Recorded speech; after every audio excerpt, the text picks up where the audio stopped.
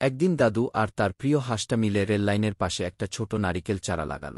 প্রতিদিন তারা একসাথে গাছে পানি দিত, ঠিক যেন নিজের সন্তানের মতো যত্ন করত। বছর ঘুরে গেল, গাছ বড় হল, সবুজ পাতায় ভরে উঠল। তা দেখে দাদু ও হাঁসটি অনেক খুশি হলেন। হঠাৎ এক বৃষ্টিভেজা সকালে একটা দ্রুতগামী ট্রেন ধেয়ে এল।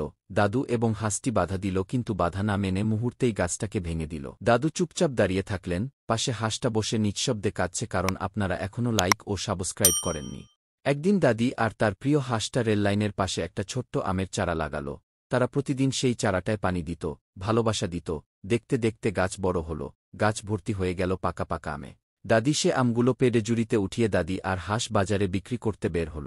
ঠিক তখনই দূর থেকে ছুটে এলো এক দ্রুতগামী ট্রেন। হাঁসটা প্রাণপণে ট্রেনকে থামাতে চাইল, কিন্তু ট্রেনটি বাধা না মেনে গাছটিকে ভেঙে চলে গেল। হাঁসটা কিছুই করতে পারল না, শুধু বসে কাঁদতে লাগল, কারণ আপনারা কেউ লাইক এবং সাবস্ক্রাইব করেননি। এক গ্রামে থাকতেন এক স্নেহময়ী নানী। তার ছিল এক অদ্ভুত সঙ্গী, এক বিশাল হাঁস। নানী হাঁসটিকে নিজের সন্তানের মতো ভালোবাসতেন। কিন্তু একদিন নানীকে মারতে আসে কিছু দুষ্ট লোক। ভয় পেয়ে যান নানী। ঠিক তখনই বিশাল হাঁসটি বজ্রের মতো ছুটে আসে। সে নানীকে পিঠে তুলে নেয়, আর বিশাল ডানা মেলে উড়ে যায় আকাশে। তারা পাড়ি জমায় মেঘের দেশে, যেখানে নেই কোনো ভয়। নানী অবাক হয়ে অনেক খুশি হয়ে যান এবং হাঁসকে জড়িয়ে ধরে। তারপর আপনারা লাইক এবং সাবস্ক্রাইব করেননি।